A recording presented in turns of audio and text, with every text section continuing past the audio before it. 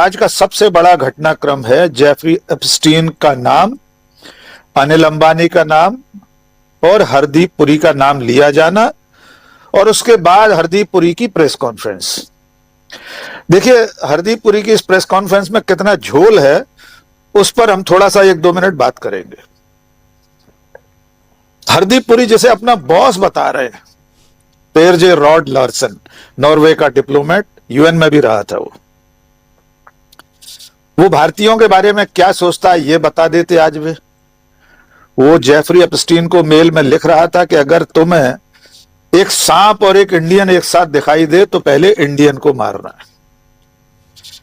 चलिए, वो दो लोगों के बीच की बातचीत थी, लेकिन हरदीप पुरी ने यह नहीं बताया कि वे 13 नवंबर 2014 को जेफरी एप्स्टीन और लिंक्डइन के सह संस्थापक रीड हॉफमैन को 2 पेज लंबे मेल में क्या क्या लिख रहे थे। वो तो इस बॉस से संबंधित नहीं था। हम चाहेंगे हमारी टीम वो उस ईमेल के दोनों पेज स्क्रीन पर दिखा दें ताकि देश जान सके कि हरदीप पुरी किस तरह झूठ बोल रहे हैं। हरदीप पुरी, ये देखिए, वो ये ईमेल है, 2 पेज का मेल है। इसमें कहीं अंतरराष्ट्रीय संबंधों और यूएन के कामकाज की बात नहीं है।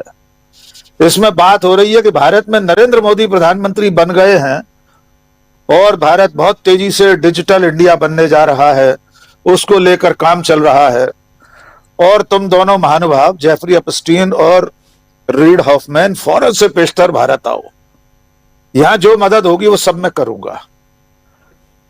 अपनी बेटियों के नाम तक इसमें लिख रहे हैं। अंतिम पैराग्राफ जो दूसरा नंबर पेज है, हम उन बेटियों के नाम नहीं लेना चाहेंगे, हर परिवार में बेटियों का वही मान है। उसमें वे लिख रहे हैं कि तुमने अपने ऑटोग्राफ के साथ जो किताबें दी हैं, मेरी बेटियों ने, दोनों बेटियों ने थैंक यू वेरी मच कहा है।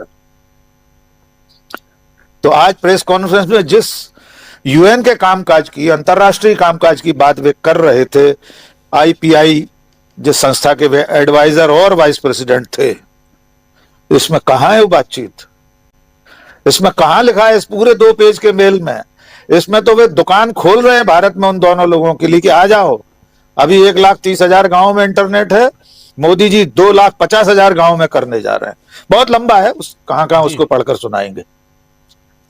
अब आते हैं दूसरी मुद्दे की बात पर, जिसे वे कह रहे हैं इन फेमस मिस्टर जेफरी एप्स्टाइन। आपने ठीक कहा, उच्चारण राहुल गांधी ने भी एप्स्टाइन ही कहा था, हम लोग भारतीय लोग उसको एप्स्टीन ही कह रहे हैं। 2008 और 2009 में फ्लोरिडा की अदालत में एप्स्टीन घोषित हो चुका था कि वो यौन अपराधी है, पूरी दुनिया जान चुकी थी। उसके बाद उसके खुलासे लगातार होते रहे, लेकिन हरदीप पुरी के ईमेल तो 2017 तक के हैं सर। जो आदमी 2008-9 में पूरी दुनिया में घिनौने यौन अपराधी के रूप में, बाल यौन शोषक के रूप में, मानव तस्कर के रूप में जग जाहिर हो चुका था, उससे 3 या 4 बार की मुलाकातों की स्वीकारोक्ति, ये कबूलनामा बहुत कुछ कहता है। और ये 3 और 4 मुलाकातें नहीं है, आधा दर्जन से ज्यादा के अपॉइंटमेंट तो एप्स्टीन के साथ हरदीप पुरी के उस दस्तावेज में सामने आ चुके हैं। और राहुल गांधी आज भी जो कह रहे थे कि ये डिपार्टमेंट ऑफ जस्टिस द्वारा जारी दस्तावेज हैं, ये कोई राहुल गांधी ने तो बना नहीं लिए, ये किसी आईटी सेल ने, कांग्रेस के सोशल मीडिया डिपार्टमेंट ने तो बना नहीं लिए ईमेल। तो आज का ये कबूलनामा इस बात के लिए पर्याप्त सूचक है कि नरेंद्र मोदी की सरकार के बड़े बड़े लोग एप्स्टीन के साथ बहुत ज्यादा घुले मिले थे। अब इसमें एक प्रश्न उठाया जा रहा है कि वो जो बाकी गतिविधियां थी उसकी, ये यौन उत्पीड़न संबंधी, उसमें इनका कोई संबंध नहीं था। बेशक अब तक ऐसी कोई चीज सामने नहीं आई है, लेकिन दुनिया के 10 से ज्यादा देशों में जो अब तक त्यागपत्र हुए हैं, उनमें से जिन लोगों के त्यागपत्र हुए हैं वे भी उन यौन गतिविधियों में लिप्त नहीं मिले हैं। उनके नाम भर आ गए, इस पर इस्तीफे हो गए।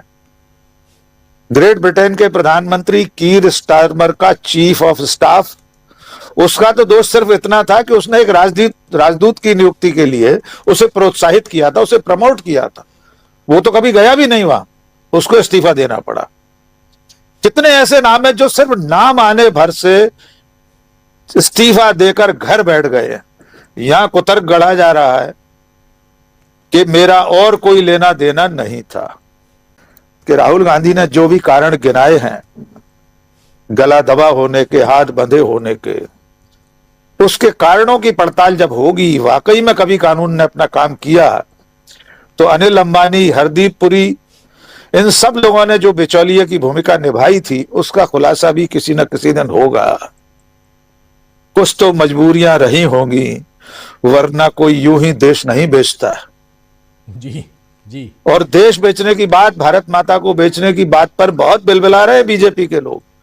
इनको इतिहास पढ़ना चाहिए। डॉक्टर राम मनोहर लोहिया जैसे पंडित नेहरू के मुखर आलोचक और अनन्य मित्र इसी सदन में भारत माता को बेचने जैसी बात करते रहे हैं।